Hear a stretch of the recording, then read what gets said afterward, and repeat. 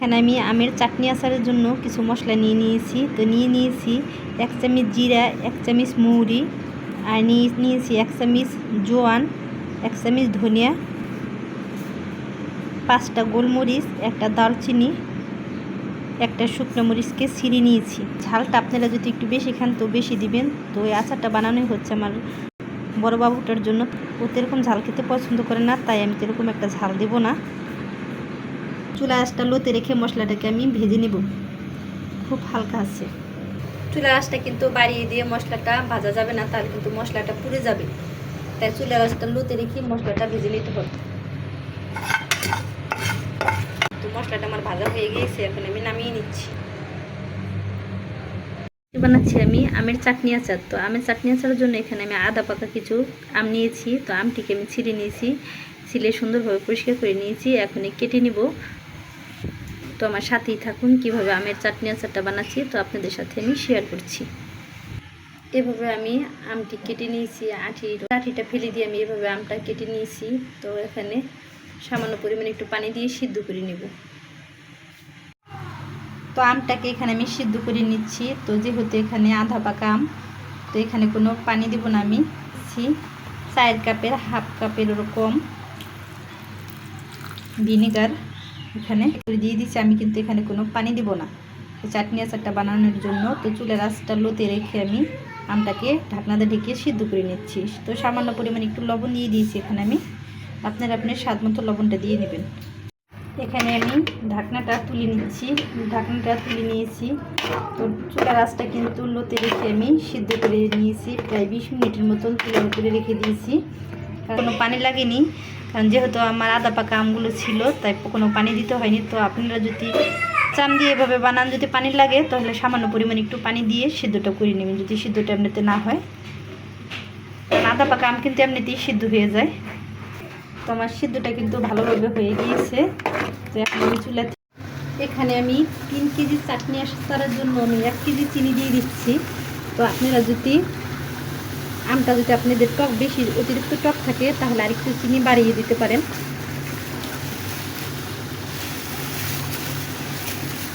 তো এখানে আমি কিন্তু 3 কেজি আমের জন্য 1 কেজি চিনি দিয়ে দিয়েছি।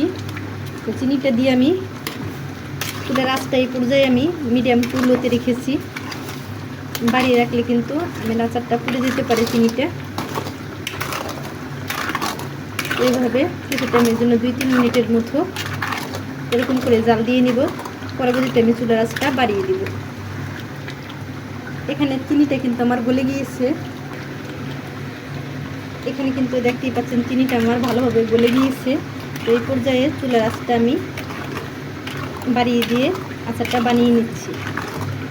আচারটা কিন্তু অনবরত লেগে যেতে হবে, যাতে মুখ দিয়ে না লেগে যায়। যদি পোড়া লেগে যায় তাহলে কিন্তু আচারের টেস্টটা ভালো হবে না। তো অবশ্যই আপনারা কিছু টাইম পর পর আচারটাকে ভালোভাবে লেড়ে নেবেন।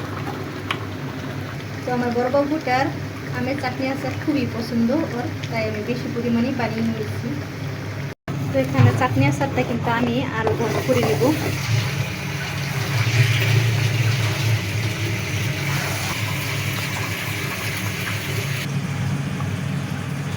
যখন দেখবো একটা আঠালো আঠালো ভাব চলে আসবে, তখন আমি আচারটাকে নামিয়ে তখন আমি আচারের ভিতরে মশলা দিয়ে দেবো, এক এক করে সব মশলা।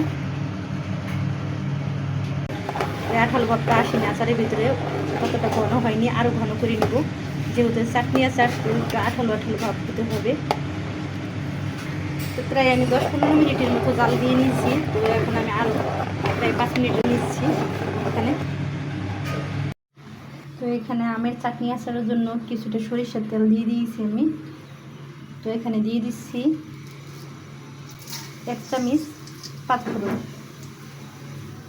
আর দিয়ে দিচ্ছি এখানে 1 চামচ আদা রসুন বাটা,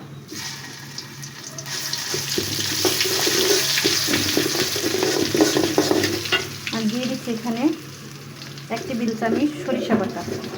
এখানে আমি সাদা সরিষাটা নিয়েছি।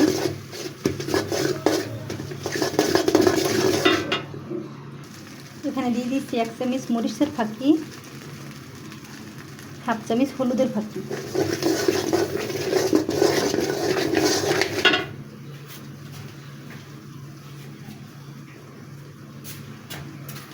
তো এখানে মশলাটা আমার ভাজা হয়ে গিয়েছে।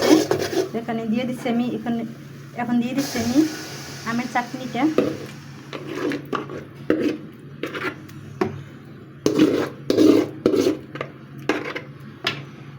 এখানে আমের চাটনি আচারের ভিতরে আপনারা চাইলে গুড় দিয়েও বানাতে পারেন, কিন্তু আমি গুড় দিয়ে বানাইনি, শুধু চিনিটা বানিয়েছি। এই কারণে আমি আম যখনই সিদ্ধ করে নিয়েছি তখনই কিন্তু চিনি দিয়ে আমটাকে ভালোভাবে সিদ্ধ করে নিয়েছি, এরকম ঘন করে নিয়েছি চিনি দিয়ে। এখন কিন্তু আমি কোনো চিনি দেবো না, কারণ চিনিটা আমি আগেই দিয়ে দিয়েছি যখন আমটা সিদ্ধ করে নিয়েছি তখন।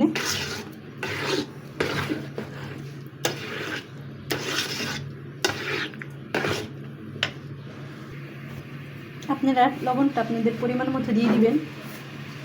আমি আরেকটু লবণ দিয়ে দিচ্ছি, লবণটা বেশি কম হয়েছে তাই এখানে।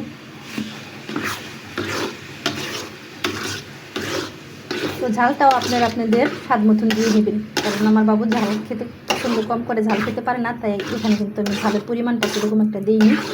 আমি 1 চামচ গরম মশলাটা আমি আগে ফাঁকি করে রেখেছিলাম, এই গরম মশলাটা আমি এখানে দিয়ে দিচ্ছি।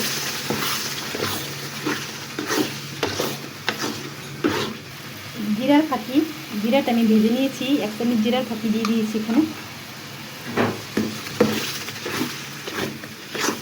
আমি যে শুকনা মশলাটা বানিয়ে রেখেছিলাম আচারের জন্য, যে মশলাটা আমি আচারের জন্য বানিয়ে রেখেছিলাম, ওই মশলাটা এখন আমি দিয়ে দিচ্ছি আচারের ভিতরে।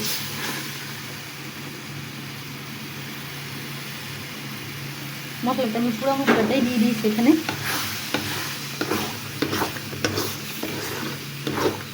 কিছু টাইমের জন্য আমি 2-3 মিনিটের মতো এখানে আমি জাল দিয়ে নিব আবার। তো আমের চাটনি আচারটা কিন্তু আমার এখানে হয়ে গিয়েছে, এখন আমি নামিয়ে নিচ্ছি।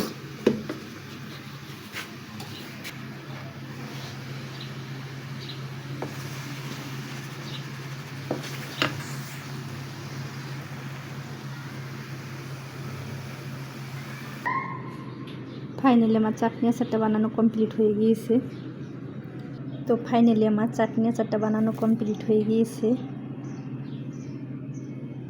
দেখতেই পাচ্ছেন কতটা লোভনীয় হয়েছে আচারটা।